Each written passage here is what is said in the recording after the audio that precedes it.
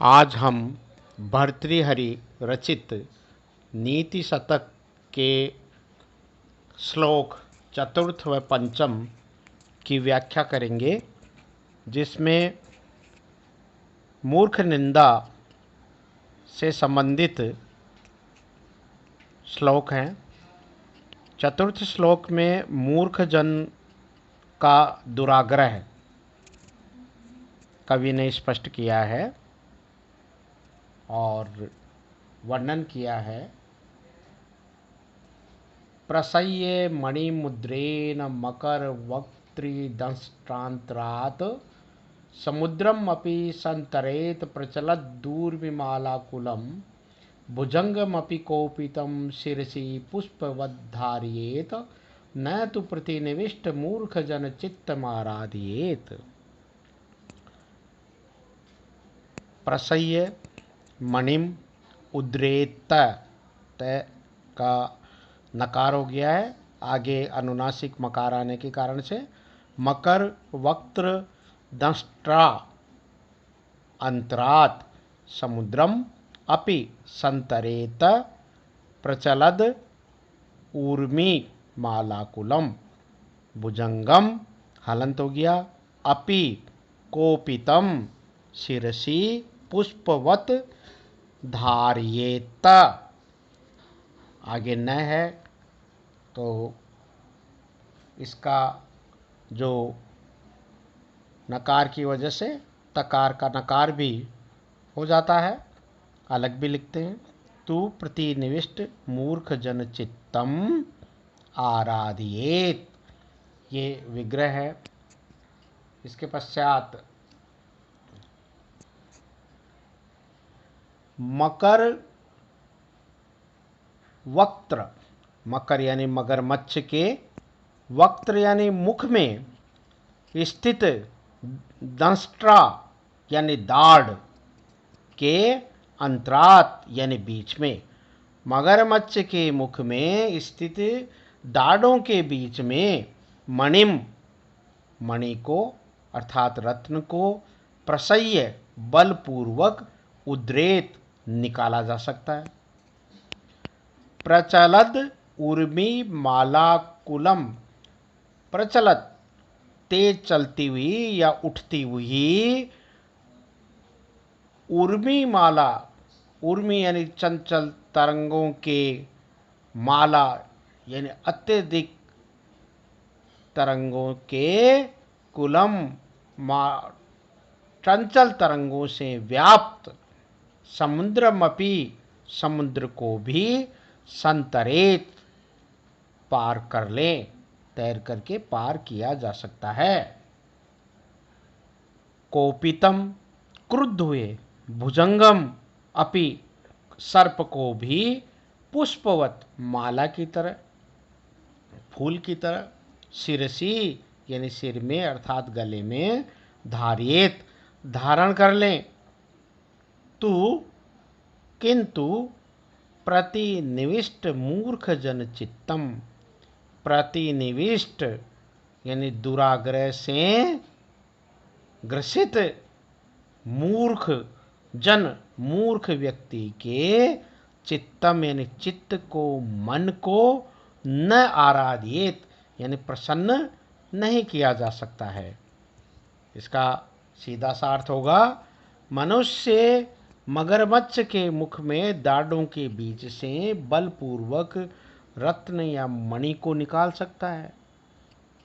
उठती हुई तरंगों से व्याप्त समुद्र को भी तैरकर पार किया जा सकता है, और क्रुद्ध सर्प को भी पुष्पवत माला की तरह सिर पर धारण किया जा सकता है, किंतु दुराग्रही मूर्ख व्यक्ति के मन को प्रसन्न नहीं किया जा सकता। भावार्थ यहाँ यह है कि यद्यपि मगरमच्छ के मुख में रत्नों को निकालना, अपार समुद्र को पार करना और भयंकर सर्प को सिर पर धारण करना, गले में धारण करना, ये तीनों ही कार्य प्राय असंभव और जो है न होने वाला है, फिर भी साहसी व्यक्ति इन्हें कर सकता है, लेकिन वह दुराग्रही व्यक्ति, जो मूर्ख व्यक्ति है, उस मूर्ख व्यक्ति के मन को, उसके चित्त को वश में करके उसे सही मार्ग पर नहीं ला सकता, क्योंकि दुराग्रही व्यक्ति अपनी हट पर अड़ा रहता है। इसमें दुराग्रही मूर्ख व्यक्ति के कदापि अनुकूल न रहने का वर्णन किया गया है। इसमें उपमा और रूपकातिशयोक्ति अलंकार है। प्रसह्य प्र उपसर्ग पूर्वक सह धातु से ल्यप प्रत्यय करके बनेगा। प्रचलद पर उपसर्ग पूर्वक चल धातु से क्षत्रि प्रत्यय है। प्रतिनिविष्ट में प्रति और नी उपसर्ग सहित विष धातु में क्तव प्रत्यय, और इसमें पृथ्वी नामक छंद है जिसका लक्षण है जसौ जस यला वसु ग्रह यतिश्च पृथ्वी गुरु, जगण सगण, जगण सगण, यगण, लघु और गुरु जिसमें होते हैं, और 8 और 9 पर यति होती है। कुल इसमें 17 वर्ण होते हैं। पंचम श्लोक। लभेत सिकतासु तैलम यत्नत पीड़यन् पिबेच्च मृगतृष्णिकासु सलिलं पिपासार्दितः कदाचित्तपि पर्यटन् शशविषाणमासादयेत न तु प्रतिनिविष्टमूर्खजनचित्तमाराधयेत। उसी प्रसंग की निरंतरता में कवि भर्तृहरि जी यहाँ कहते हैं कि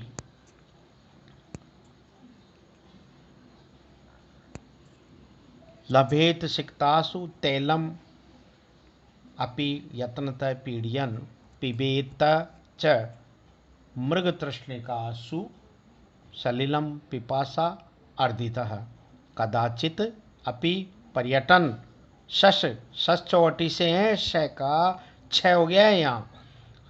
विषाणम आसादयेत न तु प्रति निविष्ट मूर्ख जन चित्तम आराधयेत। मनुष्य यत्नतः, यत्न से, पीड़यन दबाता हुआ, निचोड़ता हुआ, सिकतासु अपि बालू में भी, बालू यानी रेत राशि में भी, तैलम तेल को, लभेत यानी प्राप्त कर सकता है। मिट्टी का तेल हम निकालते ही हैं। चय यानी और, पिपासा अर्दितः प्यास से कोई व्याकुल है, पीड़ित हुआ व्यक्ति है, तो मृग तृष्णिकासु मृग मरीचिकाओं में भी सलिलम पिबेत पानी पी सकता है। पर्यटन और घूमता हुआ, कदाचित यानी कभी, शश विषाणम अपि खरगोश के सींग को भी आसादियेत प्राप्त कर सकता है। जबकि ये सब उपयुक्त जो बताई गई प्रसंग हैं वो असाध्य हैं, असंभव है, फिर भी इनको किया जा सकता है। किंतु प्रतिनिविष्ट मूर्ख जन चित्तम, दुराग्रही मूर्ख व्यक्ति के मन को न आराधित, प्रसन्न नहीं किया जा सकता है। अर्थात मनुष्य परिश्रम करके बालू मिट्टी से भी तेल निकाल सकता है। प्यास से व्याकुल होकर मृग तृष्णा या मरुस्थल में भी पानी पी सकता है, और निरंतर घूमता हुआ कहीं न कहीं कभी किसी काल में खरगोश के सींग, अलभ्य असंभाव्य वस्तु को भी प्राप्त कर सकता है। परंतु वह दुराग्रही मूर्ख व्यक्ति में मन को प्रसन्न नहीं कर सकता है। भावार्थ यहाँ ये हुआ कि बालू से तेल निकालना, मृग तृष्णा से प्यास बुझाना और खरगोश के सींग प्राप्त करना सर्वथा असंभव है। फिर भी प्रयत्न करते रहने पर असंभव कार्य भी संभव हो सकता है। अर्थात व्यक्ति इन असंभव कार्यों को भले ही कर सकता है, परंतु वह प्रयत्न करते रहने पर भी दुराग्रही मूर्ख व्यक्ति के मन को वश में नहीं कर सकता है। दुराग्रही पर समझाने बुझाने का कोई प्रभाव नहीं पड़ता, इसलिए ऐसे दुराग्रही व्यक्ति से दूर ही रहना चाहिए। विशेष टिप्पणी या उल्लेखनीय बात यह है कि संसार में प्रयत्न करते रहने पर असंभव कार्य भी संभव हो जाते हैं, परंतु हठी मूर्ख को मनाना सर्वथा असंभव है। ऐसे मूर्ख को मनाने का प्रयास करना परम अविवेक का कार्य है। पीड़यन, पीड़ धातु में क्षत्रि प्रत्यय करके बनेगा।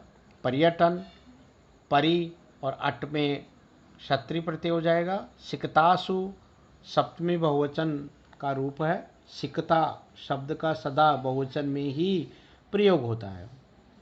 संधि विच्छेद पर्यटन शश विषाण में जो है